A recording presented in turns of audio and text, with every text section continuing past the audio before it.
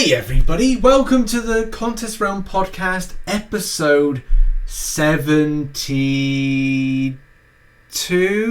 73. 73! Oh, Dan, I'm never going to get it right, Dan. I always think you're doing it on purpose now. I'm not... You're always a week late. I'm always a week late, I don't know why. 73. That's going to be the running joke. I can't remember how many podcasts we've done. God help us when we get to 100. That's going to be cool. But if you don't know already, we're available on YouTube, SoundCloud, Spotify, iTunes podcasts. I'm thinking about Amazon podcasts, but I might set up a poll about that, whether or not we might do that. As well, as you know, that was the voice of Dan, a co-host, who is also available at www.frontlinemcoc.home.blog, your one-stop shop for everything when it comes to guides, information, and stuffs when it comes to tracking crystals. You name it, he's got it there on the site. Links are always in the bio, and as well you can find him at frontlinemcoc on Twitter. Oh, Dan, things ain't going right this week. For you personally?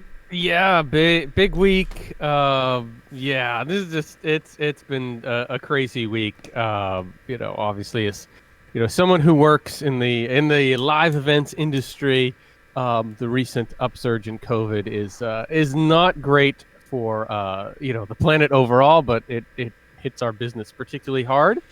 So been dealing with that. So it's been a bit of a rough week on the personal front, and been trying to have some fun in MCOC, and but it's been an up and down week for the game as well, as we find these update weeks often are, unfortunately.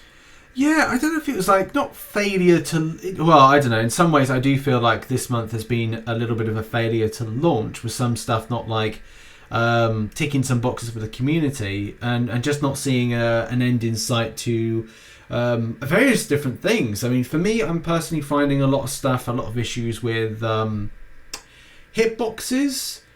Also, interesting. AI functionality. Oh, not AI functionality. AI response. AI movements. It's a little bit better than last month. Last month, I just found that the enemy AI was it just even incredibly defensive, and at times just the flow wasn't really there. But this is something. Yeah, I mean, I would say overall, I think, at least for me personally, the game's been pretty stable. I definitely have had some issues, but I wouldn't say they're anywhere close to what I'm hearing other people describe. I've seen a little bit of that defensive AI. I was seeing that a little bit yesterday. And it's weird. It's like this combination, won't throw the specials, but it gets in this sort of weird zone where they're semi-close to you, where you don't know what to do. Yeah. Do I try to parry? I can't really attack. If I dodge back, I'm a little worried that they're going to dash in. Yeah. It's sort of like that awkward, you're standing too close to me, dude. Back off. There's a little bit of that. I wouldn't say I'm really running into the parry dex issue, except in Alliance War. Rich, I had a Colossus versus Nick Fury battle that, let's just say, it's a good thing that Colossus doesn't bleed. Yeah. Because I was trying to play normal Colossus style, and that was not happening. Parry was not happening. Nick was in his first phase. He wasn't stun immune yet, and I couldn't do it. I was like, okay, I'm just gonna have to 5 combo this Nick Fury after the third blown parry in a row in war. I'm like, okay, yeah, I can't keep doing this. So that was, but I think I've said this before. It's not there's not sort of this consistency with the issues, at least from what I'm seeing. It's it's fine, it's totally fine, and then it all falls apart in a single fight, and you're like, oh, did it just get turned off? Did we just not load parry for this fight? What happened? Because that's what it feels like to me when it does happen. I'm definitely seeing that. I've been streaming a bit of Cavalier. I did 1.1 1.2 last night, which is Thursday night, because we record this on a Friday. There were kind of times just stuff just. I know the last 2 months have been, this doesn't feel right. Whereas, say, for the last, May, June... I'm just trying to think, when did the Grandmaster Gauntlet come in? Was that May, June time? Yeah, I think it was June. June. And the way that it was then to like where it is now, it's just like it just feels very different. And it's like, do you have to? It's really weird when a game is all about like a fighting game. It's like if you played Mortal Kombat and you were playing with a console with a controller, and you were pressing down like X, and say the X button wouldn't kind of like go in time, and you were finding you were getting hit. It's kind of like that, except for with this. I just trying to remember, like, I just figured out the situation. It's kind of, they've got their game engine. There's a certain element to the fighting build which they have to literally deconstruct in order to reconstruct, because I can't remember if it was Unreal Engine or whatever game engine they use hadn't had the update that then made everything askew. So it's kind of like, are we bending ourselves to play a different way that we did before, but then we might have to change our way to a new method or new way, but then it may be different to what it was in June, and now we've got to play as of the constant from September. There's a lot of kind of theoretical thinking to this, which I don't really like that. Going down the rabbit hole of that thought. It's like, I don't need that. No, there's a lot going on, and we did get the big compensation. Yeah. That was promised by the end of the month. It did happen at the it happened on Monday. So it happened a couple days before the end of the month. Probably dropped like a little more than 48 hours before Summer of Pain ended, which was good. Which I know was a big thing for a lot of people. But so it was good to see that. But Rich, you're saying there's a but? Yeah. It just comes at a point where people's interaction with some people had a great time with the Grandmaster, others did not, and I think it was just around. I did not. Although I would say it was more skill than bugs, but I think you've hit on something there with the Grandmaster is how you view Kabams Response and the compensation and all these things is really wrapped up in that Grandmaster fight. Yeah. So there was the little bug that came out with it when it came to building. Is it something to do with the challenges, wasn't it? But the kind of the issue that I see with it, where lots of players were talking about the problems with dexterity around the SP1, and again, it may be down to certain things, like maybe the enemy AI's hitbox is better than it is for the player. So, like, if you... a little bit of that, but also, like, the response time and the quickness with the special being executed. Because essentially, you'll go, okay, well, the Grandmaster is the enemy. The enemy AI can able to, as soon as it hits that SP1, hit out at a quicker rate at which the dexterity, or a block, which you can't really block because it's unblockable, is kind of responded to. And that's going to be, like, a key thing that, at this given stage... you, or like, not you, but kind of like we, can't trust Kabam based on that fight build because it could be incorrect. Now, I could be wrong with that, but it's one of these things where I can still have doubt. I can say it's sus. Yeah, well, it's like you said, the game engine update threw everything out of whack. So it feels like they're trying to cobble back in the game into some new normal, right? Yeah. But then you throw the Grandmaster, which is a very complicated fight, on top of that shaky foundation, and that's where you start getting issues. Yeah. So, I think, I think the Grandmaster being the boss, that, I feel like that tainted Summer of Pain for a lot of players. I mean, I think week 1 through 9, I think overall the feedback was very good. I think people liked the format. Could everyone do it? Of course not. But I think overall people appreciated the format and had good things to say about the events and the rewards.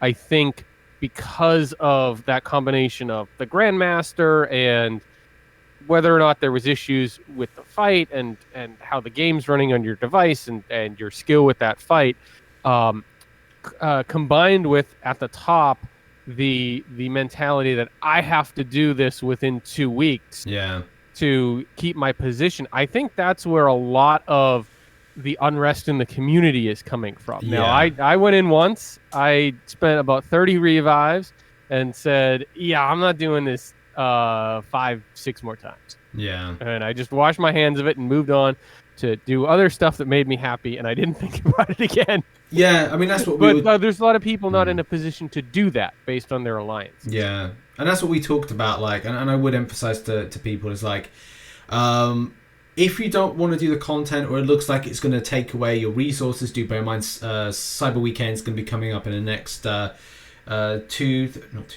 months.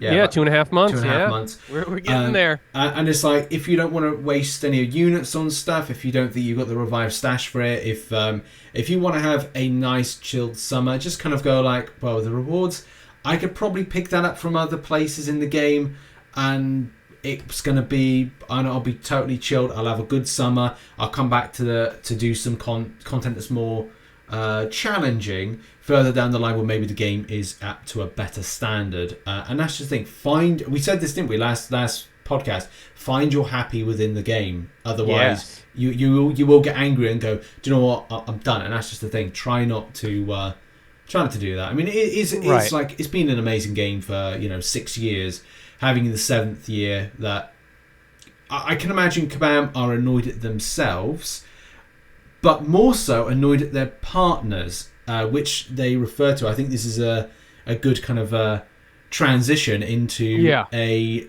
forum thread, a response from Kabam Mike, which gives a little bit of light, also kind of says, gives some omissions as to the failures, but also kind of like says that, look, we're equally as pissed off, because this is not just Kabam.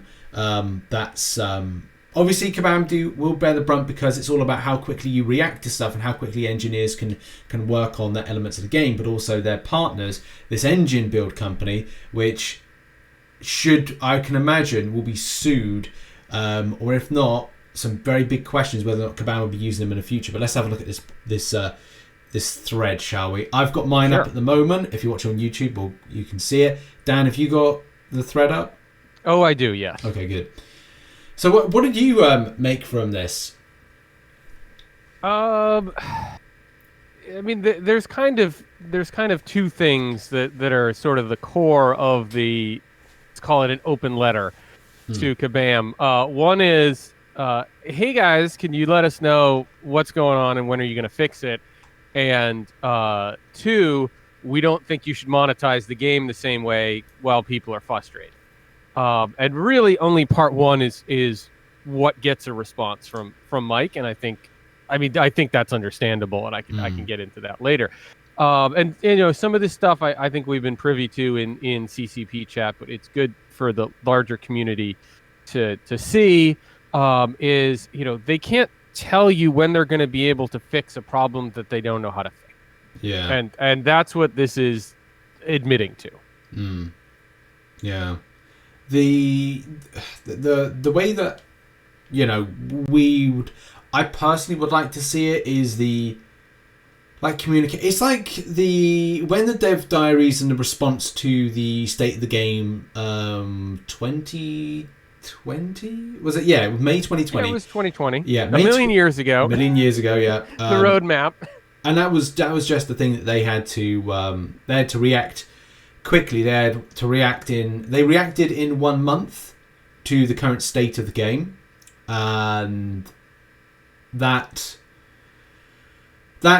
took a long time for them to kind of like respond back to everything and break down those dev diaries. But it's just like communication is always key, as a lot of us know, and yeah, as Kabam Mike says in the response, is like if I had a timeline for these fixes, I would be singing from rooftops, but also when responding to that, making those improvements will be lengthy processes. They will be overhauling a large part of the game to work with the engine update, and that's just the thing. That's the problem. We all are in limbo, including Kabam. I don't think I'm going to give the get out of jail free card completely to Kabam, but it's a spiral of blame, essentially. because Kabam will have to blame the game engine update. If a game engine update comes in, they're not prepared for it, or they have not got the current knowledge as to prepare for it, then that's a problem. If it was just sprung on them, then they're scuppered. The same thing with the company in question, which I don't know, is it Unreal Engine or whatever engine it is, they have to have some accountability as well. So it's like, it's accountability in the round, Kabam and the engine company. So, you know, to a degree you feel for them, but at the same time, it's how quickly you build and adapt. And it's like, is this so much of an issue that they have to down the entire game and consider the consequences of a monetized impact?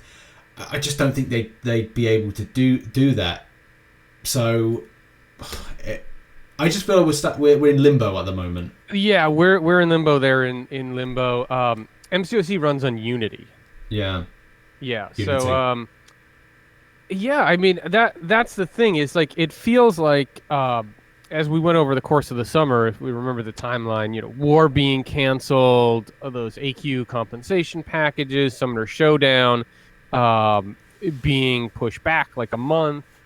At some point, they made the call that we have to proceed with business as usual, even though clearly, you know, as they admit, the game is not running up to the standards that they wanted. They issued that fix that didn't really seem to do much. Yeah. But they've still decided that, you know, they can't wait forever. Basically, it seems to be what the idea is, that waiting forever makes things worse.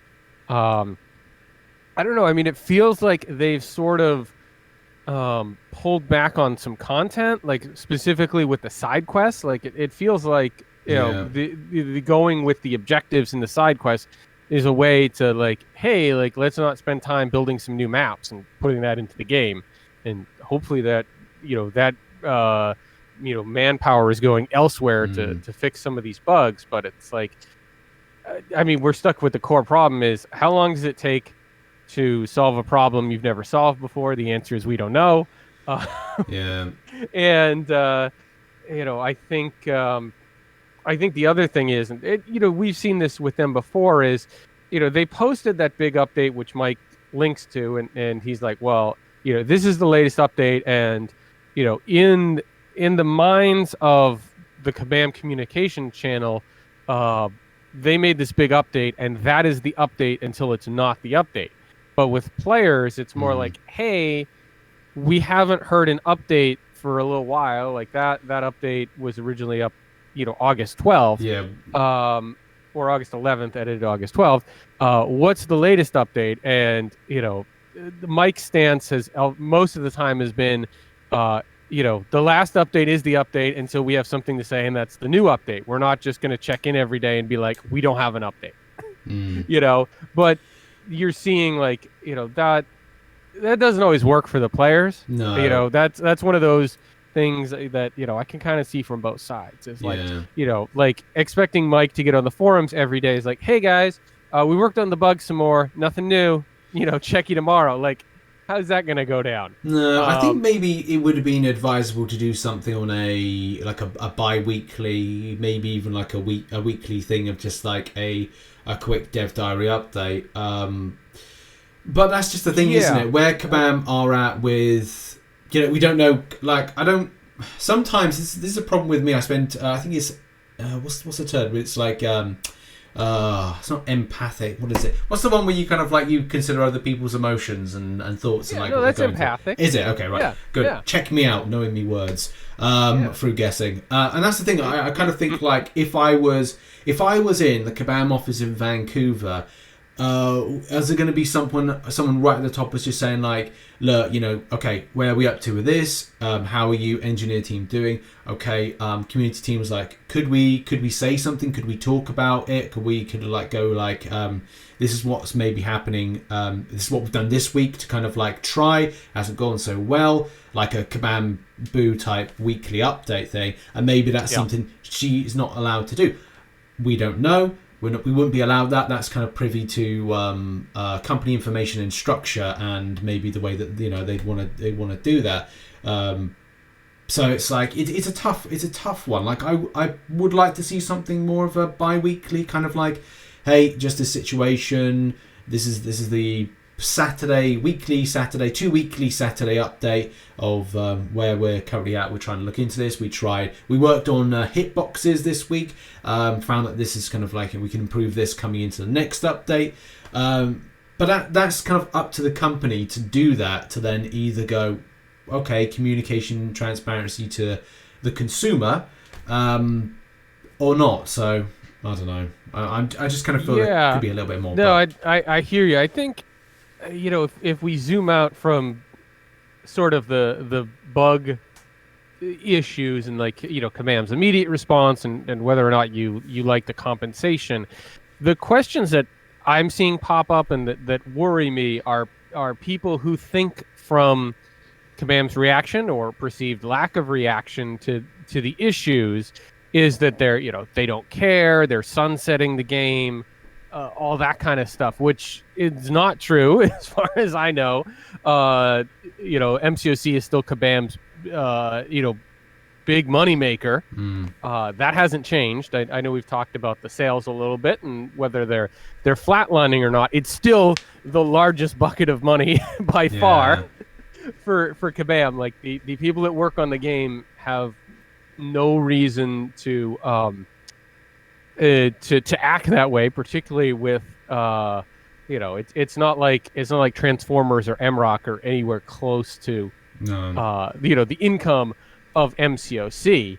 But I think the community, I mean, they're never going to say it exactly like that. They're never going to be like, oh yeah, it's like our other games don't make as much money, so we're definitely still doing this game. But I think due to say the slimness of recent updates and the fact that the problem hasn't been fixed, a lot of people are perceiving that is they don't care to fix the problem versus they're trying and it's a difficult problem that they don't know how to fix yet. Yeah, and I think that goes back to this kind of like not meet in the middle type thing, but it does like feel at times there's a point where but like the community are on I don't know, one side of them like an island, Kabam on the other side of the island, and it's just like this bridging of the gap, and it's like they're kind of like trying to shout out the other side, we're fixing the game, and then like we're on the other side going, what? Hey, speak up. Yeah. And it's like it's just like that building of bridge to go across to one another. Oh, check me out with my what is it? Dan, help me out. I'm too kind of frazzled. What's the word? It's no, not acronym. Oh, God's sake! I'm not sure where you're going. Oh, there's a word that you kind of like use. I mean, maybe someone will tell me what it is. Okay. When you're kind of like you come up with a metaphorical thing. It's not an acronym. It's a something. Analogy. Analogy. Thank you. There we go. Oh God, Dan. I mean, it's early for you, and you've got it. Like you're up at 6 a.m. to record this podcast, and for me, I've even had a coffee as well. Oh, there you go. Yeah, you've been pumping out the videos, but I mean, I hear you. I would like to hear some more communication. I get that it's the I get it's tricky, especially with this bug stuff where it's not universal. Like I feel like this stuff, like the game is down for everyone. Like we will try to put the game back up for everyone. Like that stuff in some ways is a little bit easier because it's on-off switch stuff, and this is not that. If they say they fix a bug and then they get a bunch of reports, you did not fix the bug, people get even angrier because you said you fixed the bug, and it's not fixed. This gets back to that. You're right with sort of the players and the company, and the players always move faster and get frustrated quicker during issues than the company can react to. Now, this has of course been an extended. We're in month 3 of this. Yeah. Now, so I mean, it's not that the frustration is unjustified. This isn't the game went down for 5 minutes kind of thing. But clearly, they don't have the ability to fix this right now, or it would be fixed. Yeah. God. We always live in hope that this can be sorted out. I think it definitely needs to get sorted out this month or next month as we start going into the bigger winter period where people are home. I mean, you're right. November, December are the big content months. Yeah. You know, we're expecting Act 7.3 in the next update or two. You know, Cyber Weekend, gifting, Christmas sales. Usually, you know, those are usually huge content months. They're usually, you know, the biggest months as far as like metrics for content creators and you know, just interest in the game overall. So they really need that annual surge that they get, and we're not in a great place for that as of today. No, not at all. And that's the thing. It's 2 months before it's the big time, like Cyber Weekend. People are inside. You know, it's colder. You know, I'm gonna be.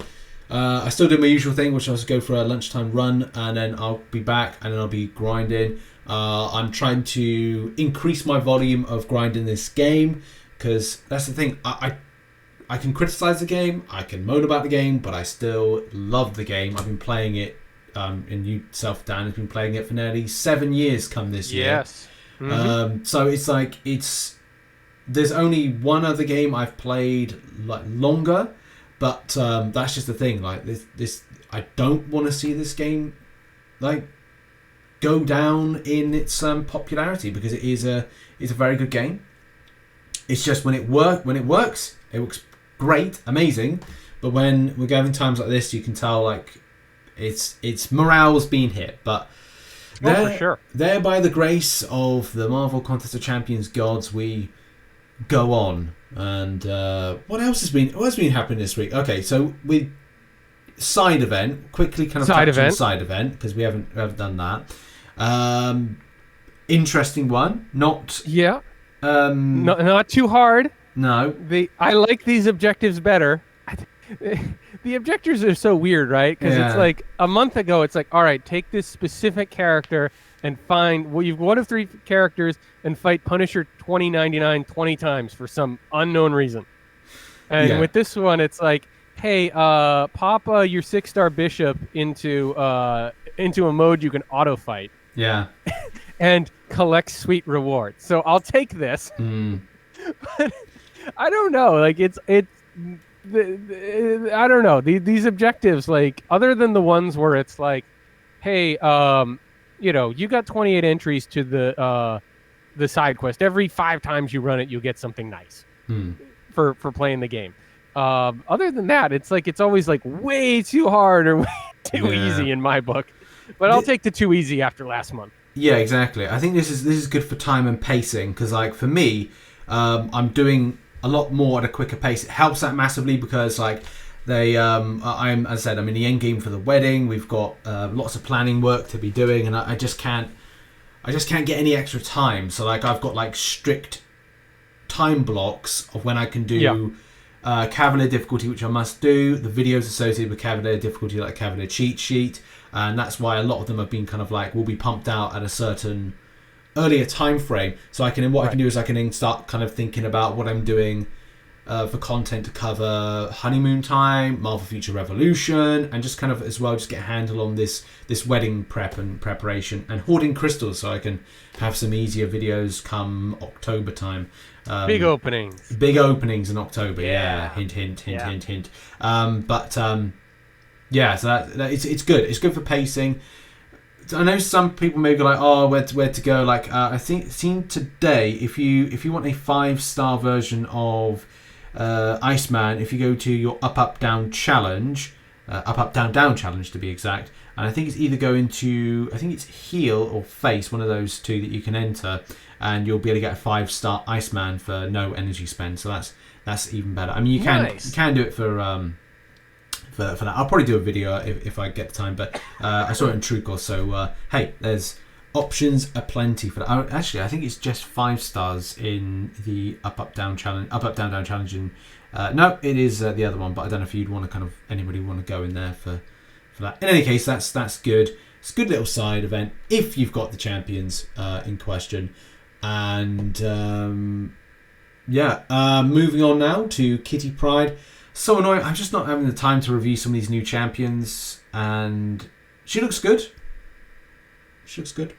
She does look good. I did do a little testing on the CCP beta. As we talked about before, this is a champion that I've been excited about for a long time. One of my favorite Marvel characters, and she feels good to play. I think the damage is there. I think there's some cool utility there.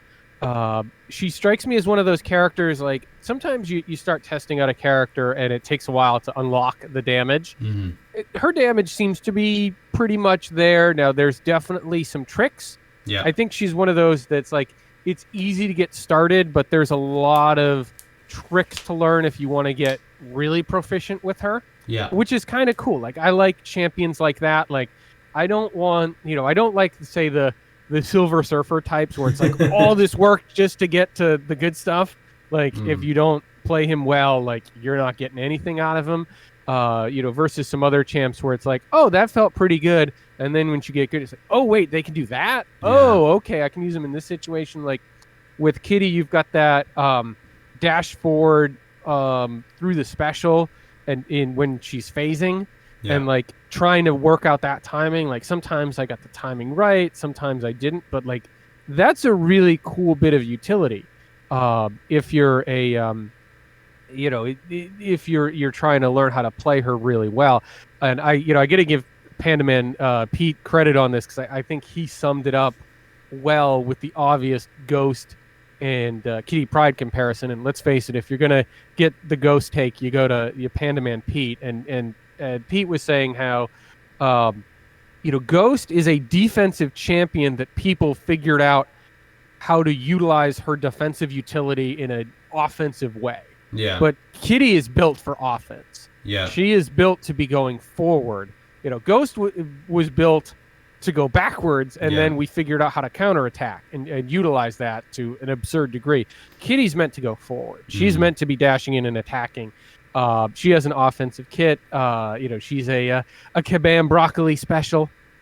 Broccoli, who brought us Apocalypse and I think a Mortal Abomination. He's done quite a few really good champs. I'm excited for Kitty. I am going to be grinding for Kitty.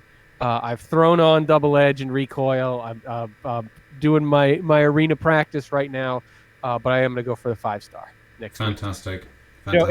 It's funny because we were joking last week, and I said I could only do this grind if my wife and kid were out of town. Guess whose wife and kid are out of town the week she's in arena? Oh, you're going to be grinding. You're going to be grinding. Funny because like after the podcast, I was like, hey, like what's going on the next couple weeks? And she's like, oh, well, I'm going here. I was like, oh, you're going to be away that week? She's like, oh, yeah. I was like, oh, okay. Better get a plan together for some grinding. Oh, what a surprise. You go, have a lovely time. Yeah, no, that's so great. You guys have the best time. That's cool. Don't hurry back. Yeah. After 1 p.m. on Sunday is fine.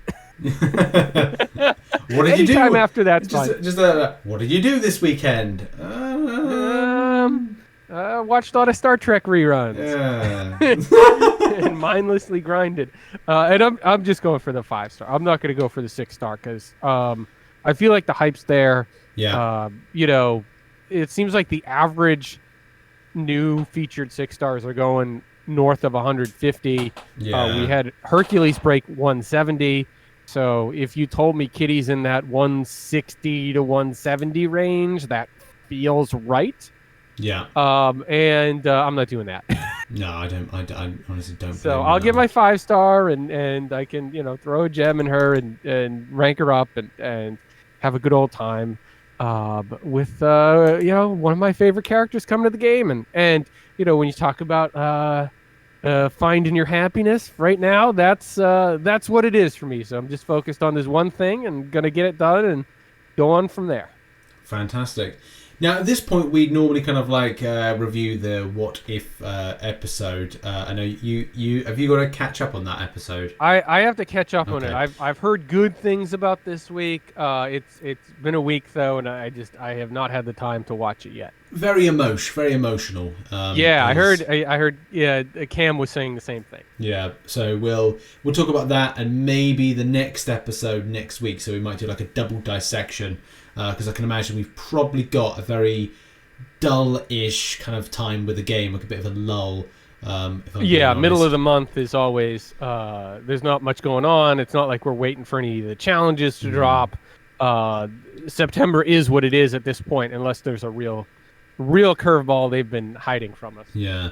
So I think my plan this month... Oh, I know. We'll talk about plans for this month after this after this section. Well, actually, no. Quickly talk about it now because we're MCOC bound. So let's stick with MCOC stuff and then kind of we'll move on to some other game dissection and stuff. So, I mean, my plans content this month is get Cavalier done and then try and 100% Act 7.2 before Act 7.3 drops, which is...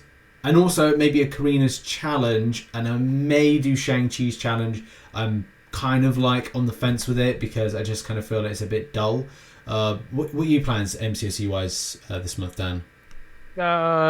Get Kitty Pryde and 100% Variant 7. Damn right. That's the plan for me. Anything else is going to be extra. Excellent. So we'll see where we are when it comes to say October time when the podcast kind of like we get it done? Did we get it done? That's cool. That's a cool thing. Cool narrative. Okay.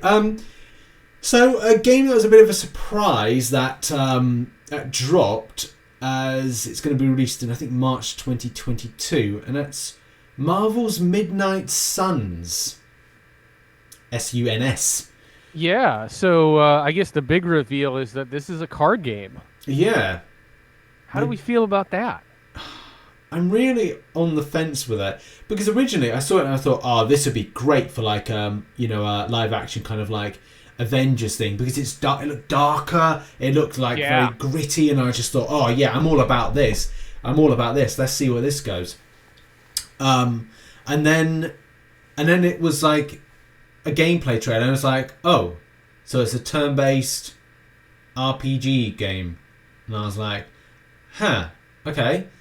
And this is going to be on it's not going to be on mobile. I think it's going to be on console. I don't think it's going to be mobile. Yeah, it's saying Switch, PS, PlayStation, and PC, Xbox. I mean, it looks good enough. I feel that there's some really nice areas to it. There's a section where when you go to the headquarters, you can walk around and interact. And it looks like for me, it was feeling like if that was the free movement that I'd wanted to see in the game, it was like I would have loved to have seen that kind of free movement and doing some of the stuff they're doing.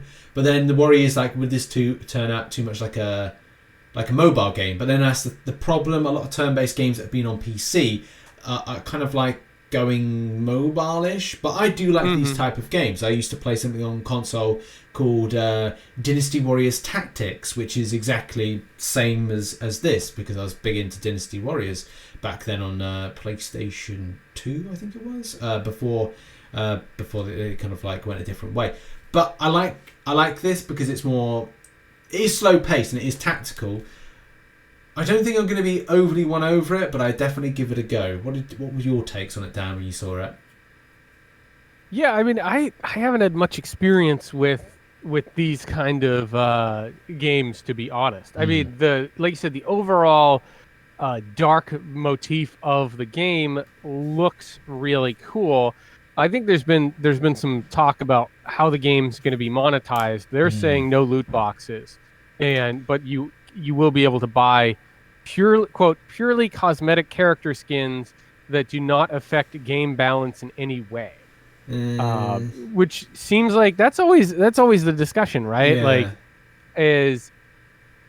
there's certain people that don't like you being able to buy power, and then there's the arguments like, well, why would I spend my money if all I'm getting is a look? Although there's certainly examples of games where people will pay a lot of money to get the look that they want. Yeah. But it's with these games. It's always like, well, what's your bet as far as monetization, and will it work? Yeah, I kind of think that's a problem for the developer then, because it might be like, well, I don't know that people kind of like get funny about, the free-to-play whale kind of difference, but it's like, well, a lot of these kind of like freemium games, what do you want? No games existing, because no game's gonna, like, you'd have to spend first to get the game. What do you want? That's the biggest kind of like issue with it. Quality games can't be produced without you buying it. That's the first thing.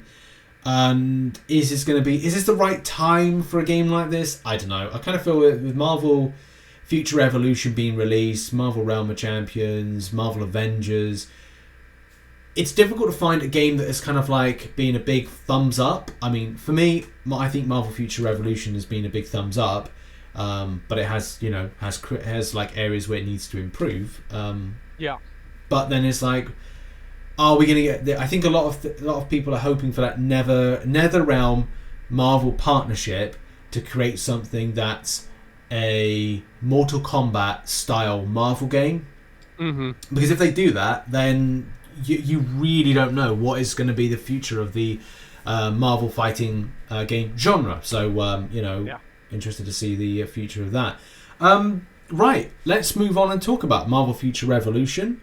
We seem to be talking about. It's good to talk about other Marvel games, and especially like a game that I do actually really enjoy. On Marvel Future Revolution, I've been hard at work on it. Nice. Yeah, I haven't got to play much this week, but I am looking to set aside some time this weekend to dive back in, particularly because Realm's been pretty slow. There's not really anything new to talk about with that game, but yeah, what have you been up to in Future Revolution? I've been trying to set myself a challenge of raising my power rating and also raising stats. So the problem is I want to get really enthusiastic with kind of doing lots and lots, and I've got like a long list of things I've got to do within the game. The problem is trying to align my content and recording schedule with it, that it makes for an interesting video to watch.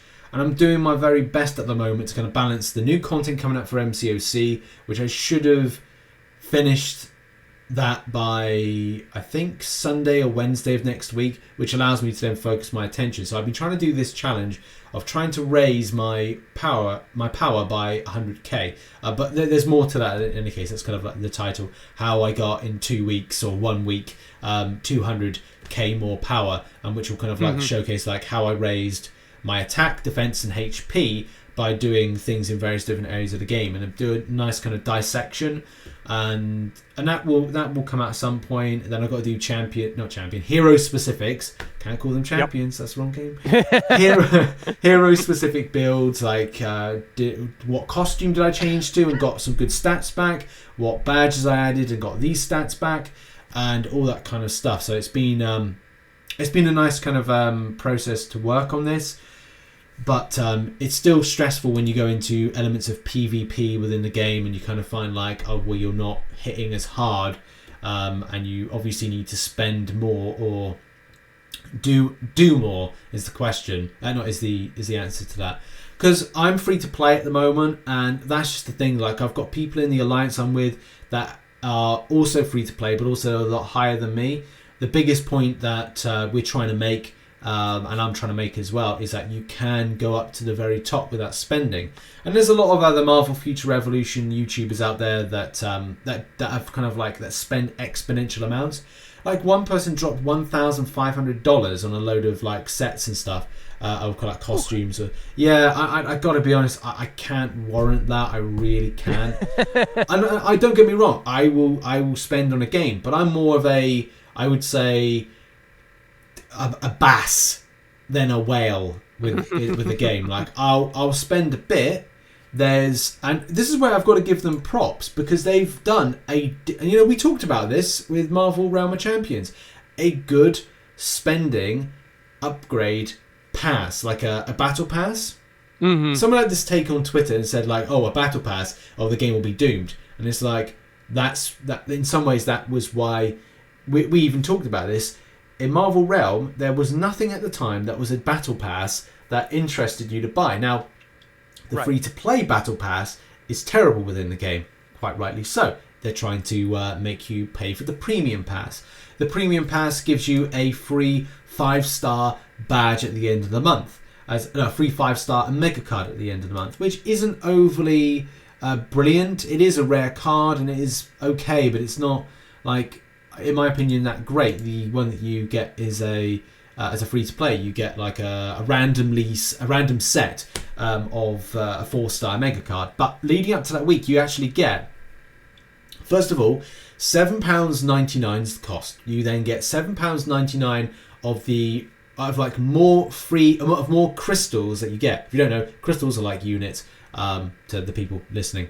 So yeah, your crystals, you get £7.99 worth and more, plus a whole host of things that are going to help you out. You get Shattered Anti-Conversion, which just helps towards your specialization. You get card draws in order to get more mega cards, which help you grow and expand your strength with those. Reports, so you get like the research log and other things. A costume draw ticket, and that's just scratching the surface of other things that are in there. And again, like, going back to the point, it's just a shame that in Marvel Realm they didn't have that at the beginning. Yep, and if you screw up your monetization early, you're always playing from behind. So yeah, it's you've got to have something there for people to spend money on. So I don't know. It sounds like people are dropping some bucks on the game. So yeah, I'm very interested in they've announced Magic. We don't know when she's coming to the game. Looks great. Definitely a champion that I'd be interested in adding to my team. Any of the X-Men characters that come to that game are going to be making their way onto my team if at all possible. Doesn't seem like we know a release date for that yet. no. But it's it's cool that they're already teasing another character, and I like that it's someone like Magic that maybe isn't they've got a lot of the A-listers. They've got a Captain America, they've got a Captain Marvel, an Iron Man, a Doctor Strange, a Spider-Man. So I think it's cool that they're showcasing a champion that obviously Marvel fans are familiar with, but isn't at that A-list Wolverine, Spider-Man level. Yeah, man, that's the thing. Wolverine, and to think of like what she could do with animation. Oh God, yeah. When you think of that Soul Sword and the portals, like if you're an animator, she gives you a lot to work with in a game like that. So could be very cool. Yeah, because I wonder, like, because they said takes months to build champions in Marvel Realm of Champions. This is going to be the biggest thing of like, well, where's going to be the time frame of building what magic is going to be in Marvel Future Revolution. Like, if it's going to be a case 2 months, that's good. If they can do it in 2 months, that's great. If they keep that on a regular basis of like maybe doing, I don't know, 6 new heroes a year, then that's good. They got longevity, right. As long as they add on things as well. Like I've been playing now 2 months free to play. I have just 100%ed New Stark City and Hydra Empire, and then got to work on the next 2, and then that's that done. But it's a very long process from the last 3. It really is to kind of like get those 100%ed, and I think that as soon as I've got more power, because that's the thing, I need to increase my attack, defense, and HP. As soon as I've done that, hey, big thumbs up. Looking forward to the next new zone they're going to put in, as well as some of the end game content. Because like the end game content is the Dark Zone, which I'm still finding my way around. There's this kind of weird thing. Dark Zone's really weird. You go in and you've got to defeat the big, like, most wanted heroes, the most wanted villains. And then once you've done, but the thing is, everybody's on a PvP. So if you get hit by someone else, you are done for. So you then have to like revive at a stage and then come back. So you're just trying to like out damage each other to get mega cards and things like that. And it's tough going doing it, and there's only specific times you should go in because you get double the points. And it's tough. It's pretty tough to kind of go in and just like hit for a little time in the boss and then duck out again. So there's kind of like a gentleman's agreement that you don't kill off one another and kind of do that, because it's not a great mode. And hoping the developers work on that down the line. A lot of the PvP type stuff, or PvPe, which that is, PvP versus PvPvE, which that is pretty it's pretty intense, but also pretty tricky at the same time. So yeah, hopefully do a lot of work on it. I could talk for ages about it, but I think this is a good time to kind of end on the podcast. Dan, apart from the Kitty Pryde stuff, what are you up to next week? Also, you're trying to get everything sorted with concerts and things. My God. Yeah, trying to get that stuff sorted, and it is the first day of kindergarten.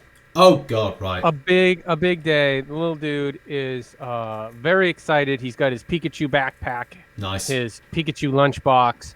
Nice. He's all ready to go. He's really focused on the lunch aspect of things.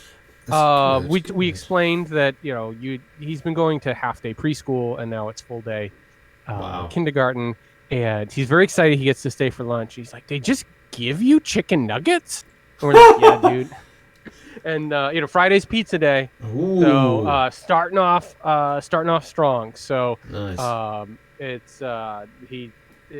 gonna go upstairs in a minute, check in, see where he's at. But they went by for orientation yesterday. He got to see his desk and check out the classroom, and the dress rehearsal is over. Now he's gotta do it for real. Nice. But he's pretty excited. That's good. Yeah. I hope that it all goes well, because it's a big day in a young man's life. Yeah. I'm trying to think about, I can't really relate because I do not have kids. It's just like sending Frank into the garden and hoping for the best. Yeah, it's the same exact thing. Yeah. Don't get in any trouble out there. Don't get any trouble out there. We're both thinking the same thing. Yeah, I have to remove. Sometimes you've got like little mushrooms growing in the grass area that he kind of like goes in and just like, I need to pick these out so he doesn't eat them, because yeah, that's just like a 5-year-old. You don't want him picking mushrooms. Yeah. In any case, for me, it's just more wedding planning and stuff. So that's it. Thank you very much for listening to the podcast, and we'll see you next time in episode 74. Thanks, everybody. Bye-bye.